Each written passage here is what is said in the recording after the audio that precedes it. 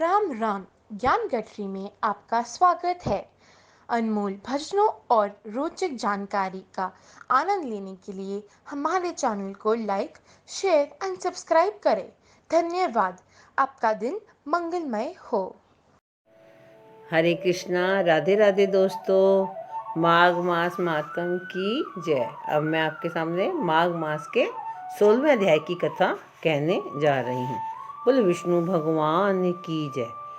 कार्तवीर्य कहने लगा कि हे भगवान, वह राक्षस कौन था और कांचन मालिनी कौन थी? उसने अपना धर्म कैसे दिया और उनका साथ कैसे हुआ? हे ऋषि, अत्रि ऋषि की संतानों के सूर्य, यह कथा सुनाकर मेरा कौतूहल दूर कीजिए। तब दत्तात्रेय जी कहने लगे कि राजन, इस पुरातन विचित्र इतिहास को सुनो। कांचन मालिनी नाम की एक सुंदर अप्सरा थी जो माघ मास में प्रयाग में स्नान करके कैलाश पर जा रही थी। तब उसको मार्ग में जाते हुए हिमालय के कुंज से एक घोर राक्षस ने देखा।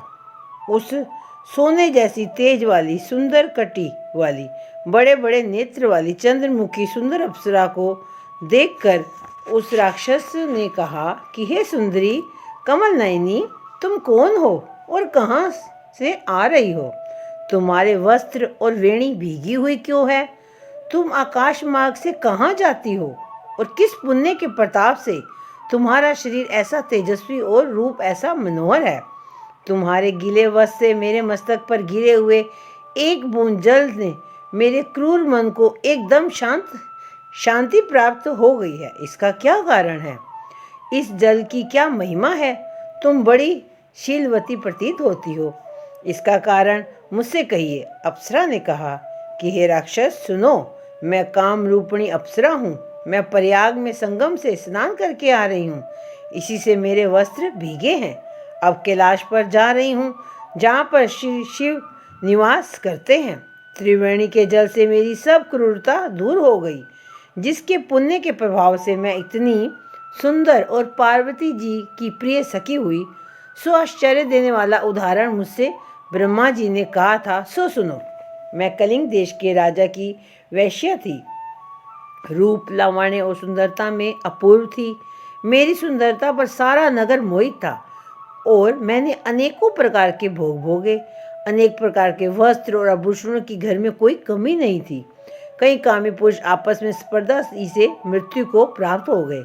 इस तरह उस नगर में बड़ी सुंदरता से यौवन व्यतीत हुआ और मैं वृद्धावस्था को प्राप्त हो गई। तब मेरे मन में विचार उत्पन्न हुआ कि मैंने अपनी सारी आयु पापों में ही व्यतीत कर दी। धर्म का कोई कार्य, दान, तप, यज्ञ आदि नहीं किया। शिव या दुर्गा जी की आराधना नहीं की, ना कभी भगवान विष्णु का पूजन किया। इस प्रकार अशांत चित्त से मैंने एक ब्राह्मण की शरण ली जो वेदों का ज्ञाता और ब्रह्मनिष्ठ था।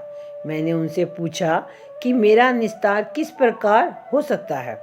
महाराज, साधु सज्जन, अच्छे और बुरे सभी पर दया करते हैं, इसलिए मुझ दीन पर भी कृपा करके मुझ कीचड़ में डूबी हुई को पकड़कर उबारिए। तब वह ब्राह्मण राजा का पुरोहित इन सब बातों को सुनकर मुझ पर दया करके कहने लगा कि तू ब्रह्मा के क्षेत्र प्रयाग में जाकर माघ मास में त्रिवेणी संगम में स्नान कर, परंतु मन में अशुभ क्रिया का विचार नहीं करना। पापों के नाश के लिए महर्षियों ने तीर्थ स्थान से अधिक और कोई प्रायश्चित नहीं बतलाया। प्रयाग में स्नान करने से तू अवश्य पवित्र होकर स्वर्ग को जाएगी। हे भामिनी, पुराने समय में गौतम ऋषि की स्त्री को देखकर इंद्र ने काम के वशीभूत होकर कपट वेश में उससे भोग किया था। इसलिए ऋषि द्वारा शाप दिया गया और उसका शरीर अत्यंत लज्जा युक्त हजारों भोगों वाला हो गया। तब इंद्र नीचा मुंह करके अपने पाप कर्म की बुराई कराने लगा। मेरु पर्वत के शिखर पर स्वच्छ जल वाले सरोवर पर एक स्वर्ण कमल से भरे हुए कोटर में घुस गया और अपने पाप को धिक्कारता हुआ कामदेव की बुराई करने लगा कि यह सब पापों का मूल है। इसके ही वशीभूत होकर मनुष्य नरक में जाते हैं और अपनी धर्म, कीर्ति, यश और धैर्य का नाश करते हैं। इंद्र ऐसा सोच रहा था, तो इंद्र के बिना सारा देवलोक शोभाहीन हो गया। तब देवता, गंधर्व, किन्नर, लोकपाल इंद्राणी के सहित बृहस्पति जी से जाकर पूछने लगे कि महाराज, इंद्र के ना रहने से स्वर्ग ऐसा शोभाहीन हो गया है जैसे सतपुत्र के बिना श्रेष्ठ कुल। इसलिए स्वर्ग की शोभा के लिए कोई क्रिया सोचिए, इस विषय में देर नहीं करनी चाहिए। तब बृहस्पति जी कहने लगे कि इंद्र ने बिना सोचे विचारे जो कर्म किया है उसका फल भोग रहा है, सो वह कहाँ है, मैं यह सब जानता हूँ। फिर गुरु जी ने सबको साथ लेकर स्वर्ण कमलों से युक्त बड़े सरोवर में इंद्र को देखा, जिसका मुख मलिन और आंखें बंद थी। तब इंद्र ने बृहस्पति जी के चरणों को पकड़कर कहा कि इस पाप से उद्धार करके आप मेरी रक्षा कीजिए। तब बृहस्पति जी ने इंद्र से कहा कि प्रयाग में स्नान करने से ही तुम पाप मुक्त हो जाओगे। तब इंद्र सहित सब ने ही प्रयाग में जाकर संगम में स्नान किया और त्रिवेणी स्नान से इंद्र पाप मुक्त हो गया। बोलो माघ मास महात्म की जय, प्रयागराज की जय। श्री कृष्ण गोविंद हरे मुरारी, हे नाथ नारायण वासुदेवा। श्री कृष्ण गोविंद हरे मुरारी, हे नाथ नारायण वासुदेवा।